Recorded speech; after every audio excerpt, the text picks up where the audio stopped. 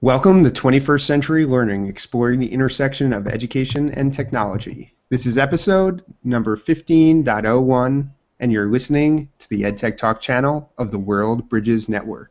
Today is December 2nd, 2015. I'm Alex Ragone. I'm Arvind Grover. I'm Vinnie. And we're back. Episode 01 of 2015. December 2nd, not bad. We made it. We made it into 2015. I'm happy about that. Absolutely. Hey, have either of you shared this out anywhere, or are we just we're streaming, right? So we are streaming. There is a link. I put a tweet out this morning. Not that anyone is going to come, but I told them that I was going to share a link. Where do we get the link? It's right at the bottom of the screen. Here, I'll send it to you. It's almost like we could call this the reunion show. There you go. Show. I like that. The reunion. It's certainly a reunion. It's great to get back together. It's been a really busy year. I think for everyone in interesting ways. So we're going to talk about what's going on. Who wants to start? Go ahead and start, Arvind. Nobody wants to start. We're still getting our sea legs. Should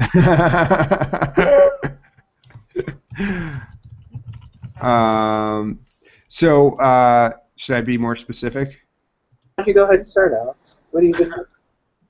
It's been a really interesting fall. We've been doing a lot of work here at City and Country on social justice and social studies work, and that's been one of our big kind of all faculty topics. So we have some affinity, like a faculty of color affinity group. We have a white anti-racist affinity group that we got off the ground last year. So those are in full effect, and then we have been working on a developmental scale, like a developmental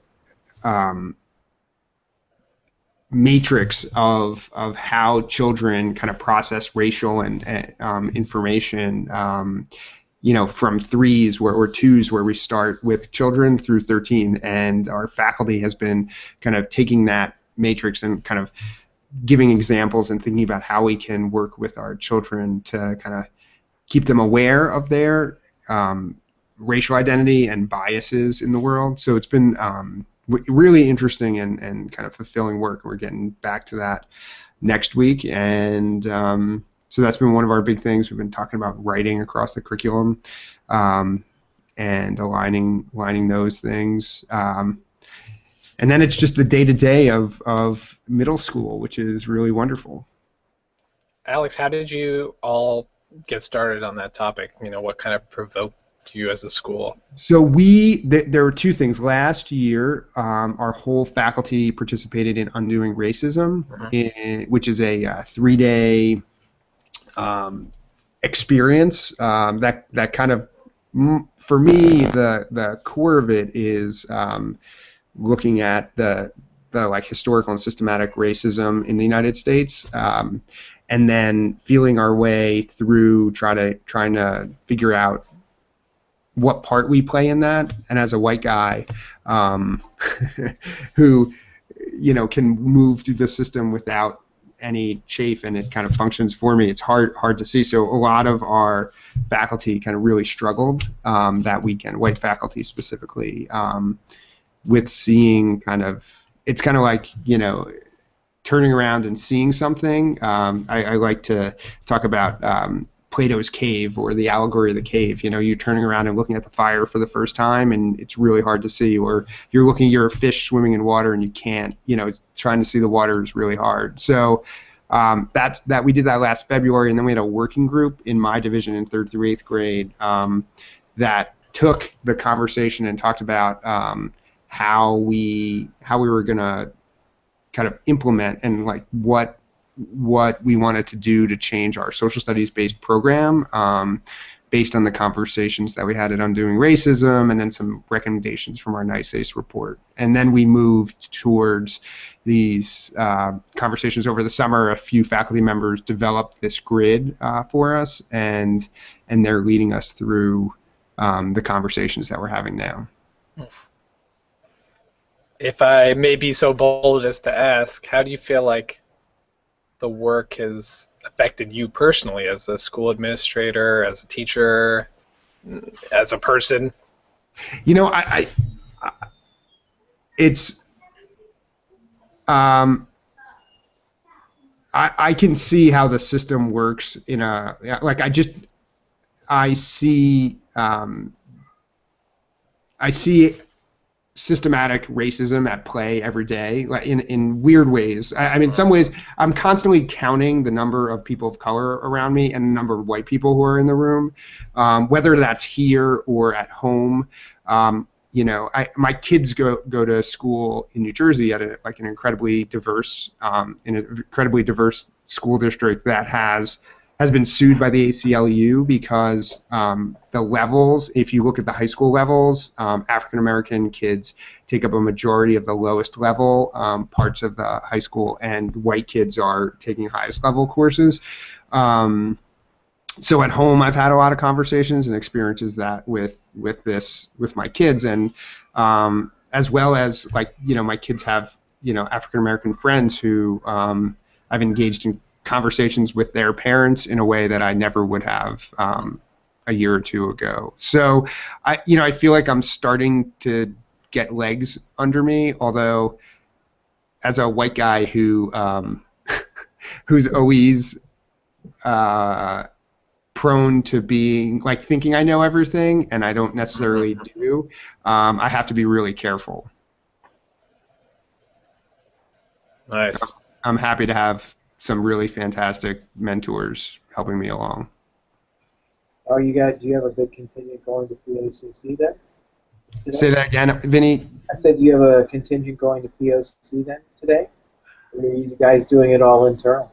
We're doing a lot of it. Well, we're working with people from the Carl Institute. There are, like, I guess 6 or 8 core members of the Carl Institute that run out of New York City, and they've been kind of our leaders. And then I have one of the faculty members. We have a director of diversity here, and then one of the faculty members has been the POCC a few times, and then also did the Independent School Leadership Institute last summer, which is a leadership institute for people of color in independent schools. So we have a lot of different people helping us along the way. We've got a group going to the People of Color Conference. They leave today. We have, I think, 6 students and 4 adults. 2 of our faculty are presenting, which is exciting. It's a nice part of having a high school. Yes, yes. Yeah, we've got 20 adults, I think. Oh my gosh. Like 4 or 5 students. So, very exciting. It's good. All right, so who's next? Mr. Vrotny, let's turn it to Texas. You know, it's been an interesting transition. That, you know, last year I began down here, and as you both know, first years are very, very interesting. Especially dropping into a school that, you know, of the size that we are, with all of it, learning all the complexities and interrelations and various different aspects. But, you know, it's been a great experience. I've really enjoyed it. I think that I've been able to begin to make an impact early and quickly in a lot of different ways, just to do a number of different things. So we rethought our lower school space and curriculum in terms of technology. We've been working on a building project for the steel skeleton action at beginning yesterday for Dining and Learning Center, which Learning Center will contain some middle school classrooms, so working with teachers and middle school heads to kind of really envision how to really begin to take advantage of those spaces. But one of the great successes to develop a blended learning space, or begin to. And so we were quite emergent with her. So with an option in middle school, we chose Haiku, which works really well with our Veracross as well as our Google Apps. And so we gave them the option to understanding that next year, 16, 17, they would be more or less required to have some kind of presence. And all of our middle school, 85% of our middle school teachers, which really constitutes all of our core teachers, our performing arts. Some of our performing arts teachers aren't using it, but all of our core teachers are, and made that leap. So it's really exciting to be working with the group, open and receptive to take chances and stretch themselves. So.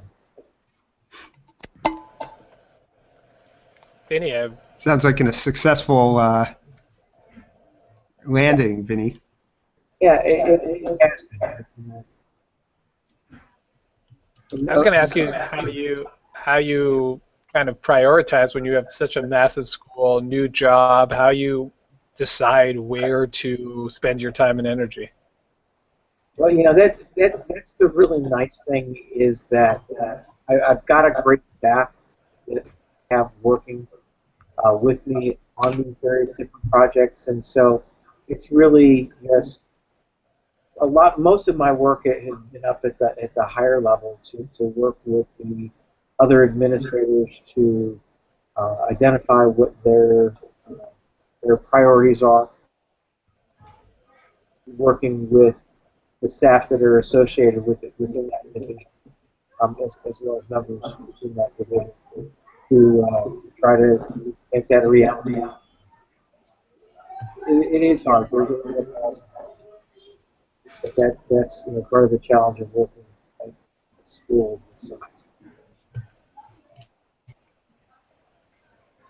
I don't mean to take too much of a sidebar, but as I've been watching some of the presidential debates, I think about a new person like becoming the president and having this cabinet, having the military, having like all these departments underneath that they're supposed to and people really are, anything goes wrong in the Department of the Interior, it's on the president, and I wonder, how relatable our experience as leaders are. Do we experience the same things? Like, I have no idea what this part of the school enterprise is doing, just like he probably can't keep track of what's happening somewhere in the Department of Defense.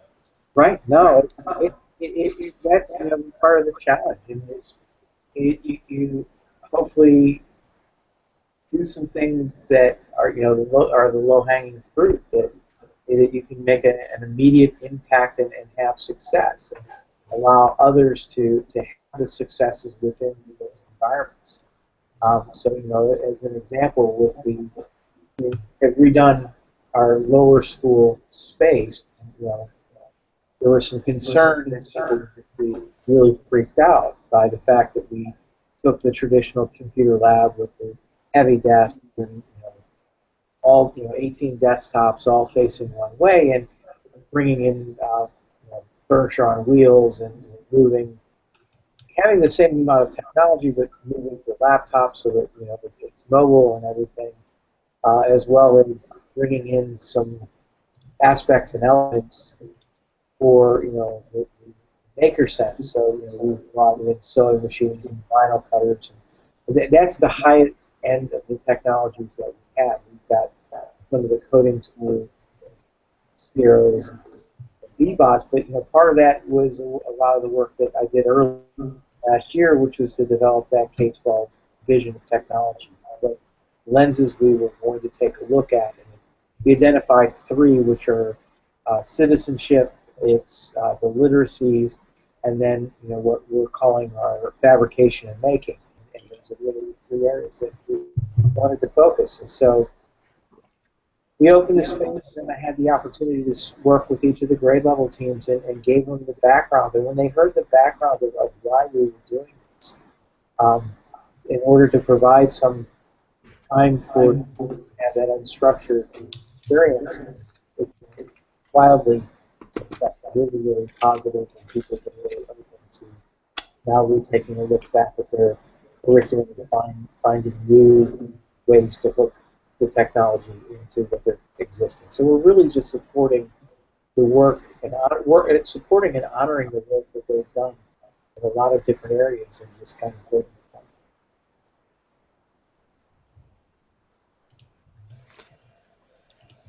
All right. Mr. Grover. Back to New York City. Okay. So I thought I'd talk a little bit about the learning I've been engaged in since probably we last talked, which was quite a while ago in terms of this format. But I guess the most radical learning I've been working on is trying to understand how to care for the needs of two tiny little beings, my infant sons, while simultaneously caring for the educational needs of kids at my school and the needs of my family and my wife and my dog, who's probably the most shell-shocked by the whole experience. So that's been...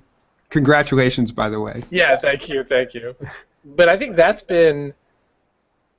It's illuminated lots of other parts of my life that I've wanted to work on, like how to be more effective and efficient at work, how to not be bogged down in minor things, but be engaged in kind of the high-level work of school that has a lot of impact. So I've just been forced by my lack of time. You know, I used to work late whenever I wanted to and put in the extra hours, and none of that's possible anymore. So it makes you rethink about the day. So I spent a lot of time this year and working with my assistant, who's excellent, thinking about how to make the most of the workday.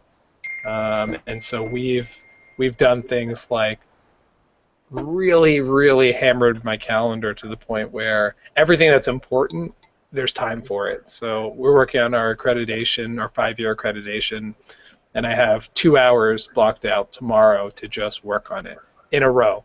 So I'm trying to be really intentional with the use of time, which has been, it looks weird on my calendar, like it looks like I don't have any time, but I actually do have time. I've built in time for work in a way that I hadn't been doing so intentionally before. So that's been really had a powerful effect on what I feel like I can do this semester. Then a couple of things I've been reading and participating. I've been to one conference, so also less conferences, which is good and bad. But I did go to the Independent Curriculum Group Academic Leaders Retreat, and my school is we're members of Independent Curriculum Group. I couldn't recommend membership any stronger if you agree with what they're working on. It's like a couple $100 to be a member, so it's a steal compared to some other organizations. And Peter Gao is the director of ICG, and he's wonderful. Our friend Peter. Mm-hmm. We should probably have him on the show this year, or next year, let's say. We used as the kind of guiding reading for that book, Learning to Improve, How America's Schools Can Get Better at Getting Better, by Anthony Brick, Louis Gomez, Alicia Grenow, and Paul Mahou. And it was really, it's not that I took everything from that book, but I really enjoyed reading this idea of looking at whether what we do actually is improving. There are millions of programs. You go to conferences, you hear millions of ideas. You can put them into place. There's millions of technologies you can get and put into place.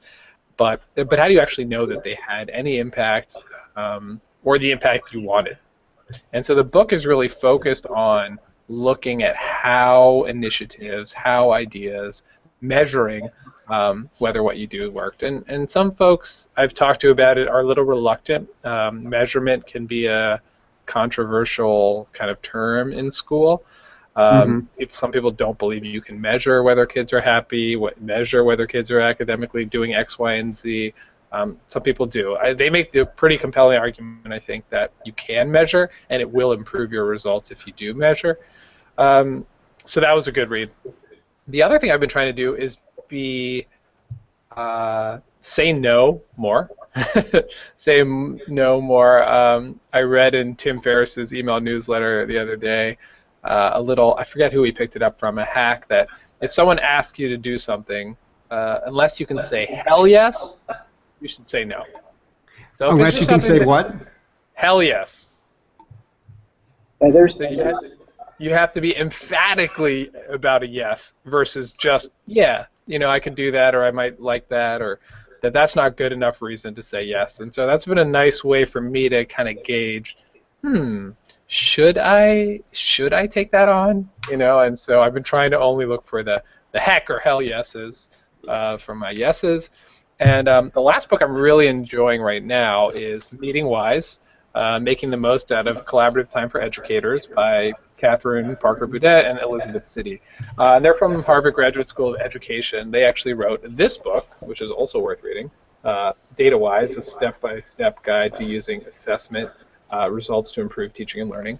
And they've even spent a lot of time of bringing assessments into teacher meetings and looking really carefully at the assessments as ways to gauge whether or not the teaching is effective. But because they were having so many meetings with faculty, they realized that the meetings weren't that good. And so hence came the book Meeting Wise on how to run better meetings. And it's funny, I run a lot of meetings, and I think I'm pretty good at it, and I've spent a lot of time working on it. But they have this checklist, which you probably can't really see, but it's a long checklist. These are the 12 things you should ask yourself before you have the meeting to see whether or not your meeting is actually going to be effective. Just to give you a couple examples. Question 1, have we identified clear and important meeting objectives that contribute to the goal of improving learning? Their whole premise is that every meeting in a school with teachers should be to the goal of improving learning. Every meeting should end with a plus delta on the meeting. Like, what did people think of this meeting, what was good about it, and what did not work well. So they just have a very formulaic method that they feel they've researched and worked. So I've been testing out their agenda formats, which are pretty robust. I don't know if you can see that or not. And so far I've been really excited by what they allow. I think one of the biggest things I've done is, they suggest having a facilitator of the meeting, a note taker of the meeting, and a timekeeper as 3 separate people. And it seems like a little pedantic or mundane or something. But I've done that. I've asked my head of school to be the note taker. I've asked my division heads to be a timekeeper. And it's really allowed, if I'm facilitating the meeting, it's allowed me to just do that rather than do all of those things. So those are the kind of couple things I've been working on learning this year. And been most excited about. At the assistant head division directors conference, a gentleman from Fierce Conversations came, and they have this beach ball preparation form that they talk about for meetings, which is very kind of similar to what you're talking about, Arvind, and it has the issue is it's significant because my ideal outcome is, and then relevant background information, what have I done up to this point, options I'm considering, and then the help I want from the group, right? So if you're bringing something to a group of people, here's what I need help with, so it identifies so you can communicate clearly about what you're hoping to get out of people's time in that moment, which is important. Yeah, I like the concept in this book was your preparation for your meeting should take at least probably as long as the meeting, if not longer. Right. So if you have an hour meeting, it's probably going to take you more than an hour to really prepare an excellent agenda. And having hammered out 1 million agendas in the last minute, I feel like that's it was hard to digest that, but it was totally fair as a critique of my own working style. If I want people to really benefit, what do I need to do? Well, it goes back to the modern meeting standard and making sure that you're using people's time well when you bring a group of people into a room.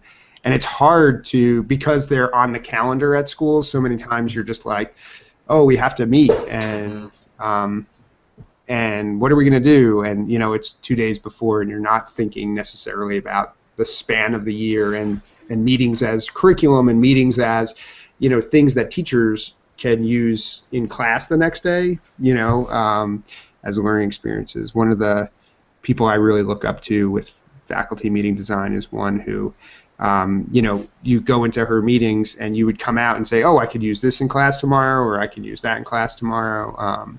I find that really helpful. Yeah, this idea of regular meetings versus, meetings when you need to, it has a very different feel when it's just every week or every month or whatever. You can kind of assume that it'll work on autopilot. One of the other things I'm playing with is this book. The end of the performance review, and the reason it's more of a kind of it's a conversational format for performance reviews that happen over a series of meetings, of 15-minute meetings over 5 months, and you start with a environmental review, and then you move your way. Vinnie's getting his literature to. You start with an environmental review, and then you talk about like strengths and talents, and then you move on to like opportunities for growth. So it's a process, and their thing is that over 5 15-minute conversations, you can get a lot more done and help people grow because there's reflection time and action time in between each conversation. So I'm giving that a go this year.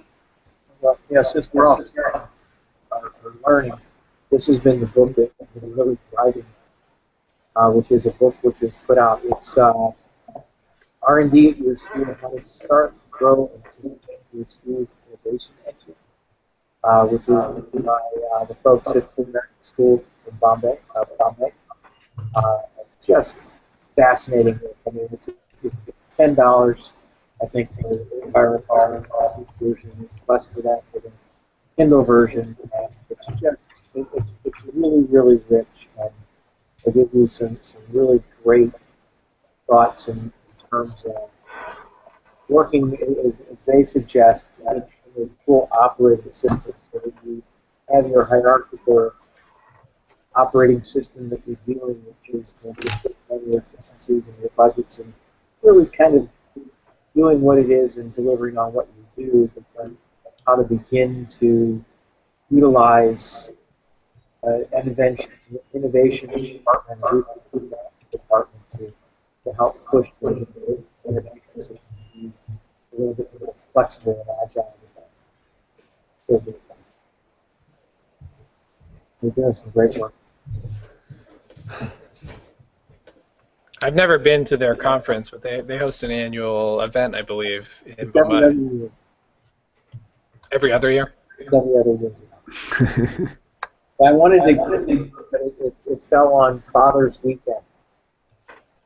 And so I don't know that I could make that trip from Mumbai to Tucson and be really good at that.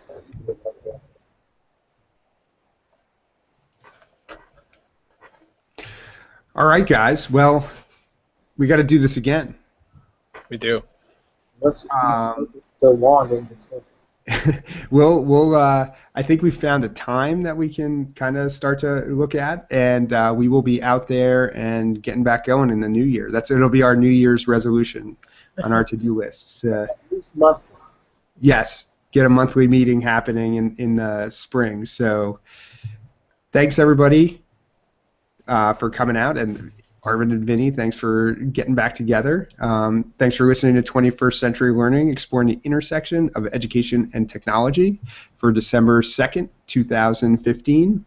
If you have questions or comments, please find us on Twitter or Facebook, and we look forward to talking to you soon.